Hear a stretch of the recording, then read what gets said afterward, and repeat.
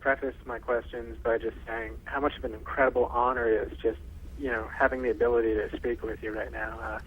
It's great. But, actually I have a couple of questions. A previous caller mentioned something about Ivy League schools.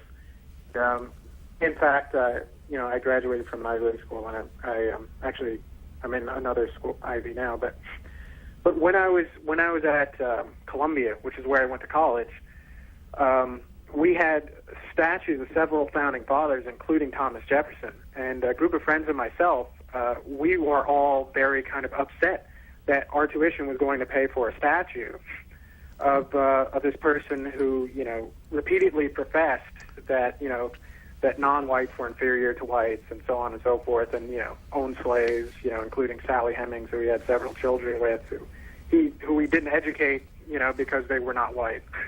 And anyway, I guess and when we wrote an op-ed about it, which our paper rejected, and we eventually got published at another paper, we were treated like we were total wackos. When it seems like it's not so unreasonable to not want to pay for the statue of someone who would much prefer that none of us were there. So I guess that's my first question is, why is it there seems to be a really kind of a ceiling as to how far Americans, particularly white Americans, will go in acknowledging, the debt of past racism and its impact on today. And also, I'd like to ask a question that's related to that.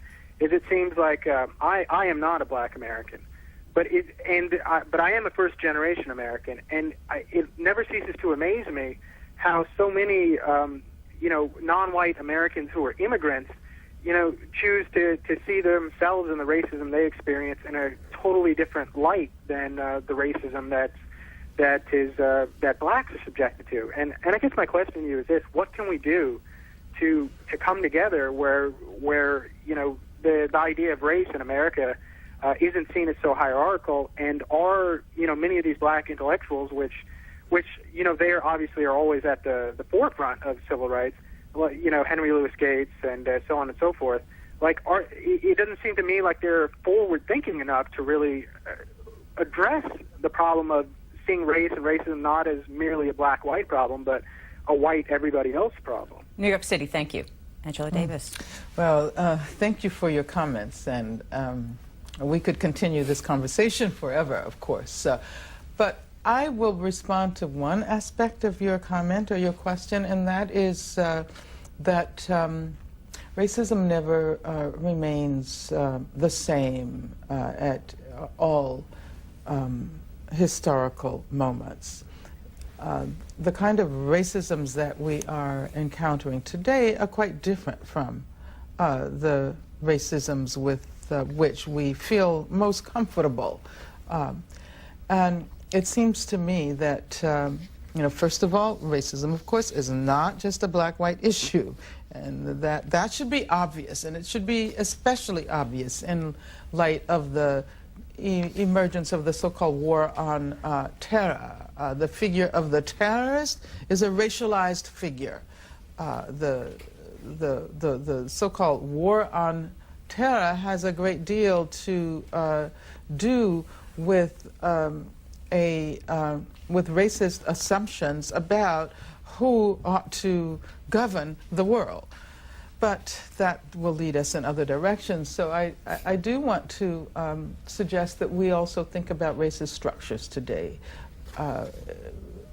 Racist attitudes may not be as nearly as apparent as they were 20 years ago, 30 years ago, 40 years ago, but there are institutional structures that into which racism is inscribed. We've been talking about education, the educational structures. We should talk about who gets the jobs and who doesn't, unemployment figures. We should talk about who gets to go to what colleges and universities, and who gets to go to prison. Why is it that there are far more black men, to focus particularly on men, in prison than there are in colleges and universities?